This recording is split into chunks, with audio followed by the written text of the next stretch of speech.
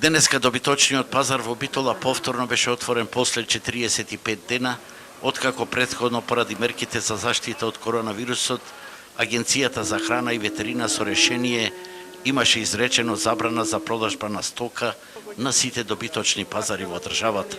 Меѓутоа, после крахот со откупот на јагнињата што се случуваше претходните 2 месеца, кога многумина производители во вчаството настрадаа и јагнињата им остана во трлата, сега објективот на нашата камера регистрираше уште една жална слика.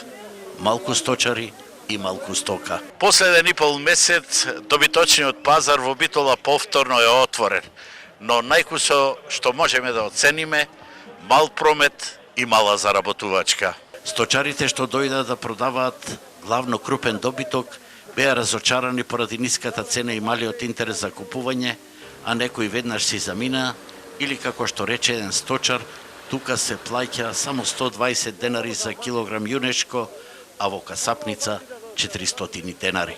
Тешко време и тешко оди пазарот. Зошто? Шо е? Луѓето нема пари, еве донесоме стока и враќаме сега. Слабо, се плашат луѓе души. Цената како е? Цената и та плава и гледам, не оди кој што треба за земјоделство. Тешко малце, луѓето не се информирани, се уште доволно. Цени 120, 130, толку е. Се исплати? Бога ми тешко е. Нема исплати, мора да се врти малце, нешто да се тера. Нема и ни интерес, ни стока нема, слабо. За лошата слика да биде уште полоша, битолскиот добиточен пазар е вистинска руина со субстандардни услови, без тоалети, вода и никакви хигиенски услови, особено во време на корона, како што велат сточарите. Само не товара, ние да платиме се прска преко лицата од короната 200 кита. 220 лекарско, торник па истото, па прскај. А овде нема вода, раце каде се измиеме. Ни клозет, има како кучиња да се криеме околу камионите. Носам јунец дома го вагам, идам овдека 50 кила помалце. Ова не е вага. Кој ја баш дира ова вага? Нека ја проверат ова вага, овдека дој си го, не може да калира да се измоча то толку. Условие што, нема каде да се измиеш, нема ни вода, ништо е. Ајде, каде клозет негде, дали има нешто, ајде.